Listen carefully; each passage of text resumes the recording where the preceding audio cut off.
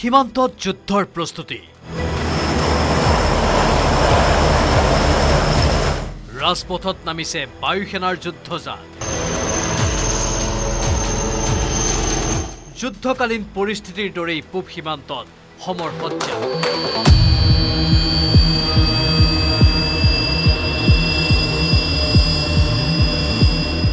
যিকোনো পৰিস্থিতিৰ বাবেই সাজু সেনাবাহিনী এনেদৰেই মৰাণৰ ৰাজপথত চলিছে বায়ুসেনাৰ ব্যাপক প্ৰস্তুতি আকাশত যুদ্ধ বিমানৰ গুমগুমনি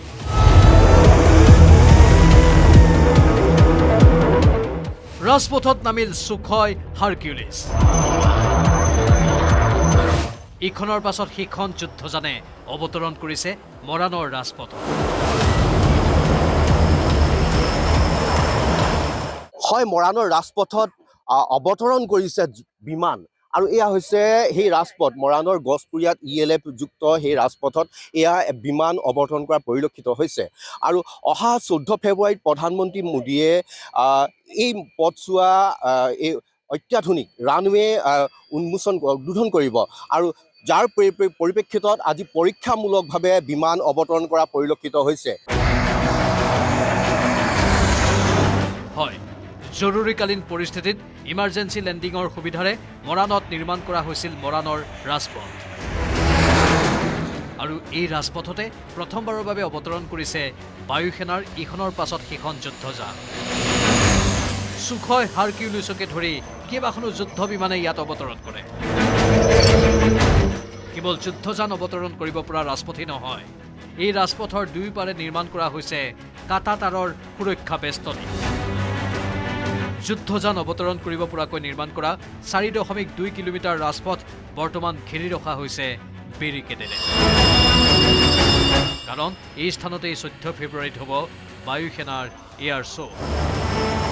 মৰাণৰ ELF যুক্ত ৰাজপথত ভাৰতীয় বায়ুসেনাৰ আধা ঘণ্টীয়া এয়াৰ শ্ব' উপভোগ কৰিব প্ৰধানমন্ত্ৰী নৰেন্দ্ৰ মোদীয়ে এয়াৰ শ্ব'ত 16খন বিমানে দেখুৱাব যুদ্ধৰ কলা কৌশল মৰাণৰ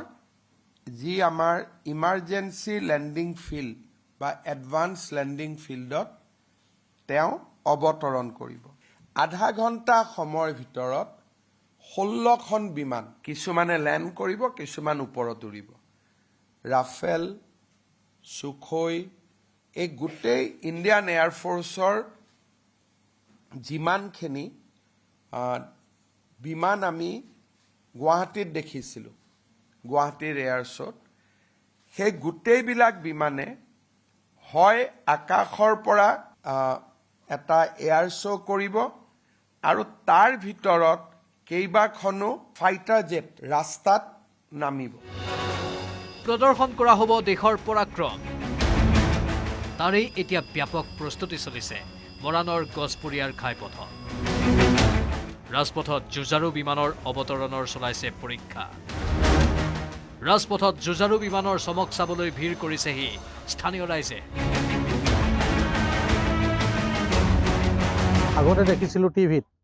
বৰ্তমান একদম ওচৰত পাই পিনে খুব ভাল লাগিছে খুব আনন্দ লাগিছে যে আমাৰ ইয়াতো প্লেন চাবলৈ মানে ওচৰৰ জনতাই চাবলৈ পাব ভালকৈ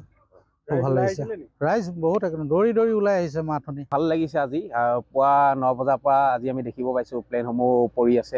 আৰু এতিয়ালৈকে 5-6খনমান পৰিলে আৰু হেলিকপ্টাৰ 2খন পৰিছে এটা একদম ঐতিহাসিক দিন ঘৰৰ আগতে মানে আমি মোবাইলত বা টিভিতে দেখি থাকোঁ কিন্তু আজি একদম ওচৰৰ পৰা দেখি মানে খুব আনন্দিত হৈছোঁ বায়ুসেনাৰ এই এয়াৰ শ্ব'ৰে দেশে দিব স্পষ্ট বাৰ্তা অত্যাধুনিক সামৰিক সা সুবিধাৰে দেশৰ পূব প্ৰাণ এতিয়া যিকোনো পৰিস্থিতিৰে মোকাবিলা কৰিবলৈ সৰ্বদা সাজু মৰাণৰ পৰা ঋষেশ্বৰ বৰুৱাৰ report news 18 Assam north east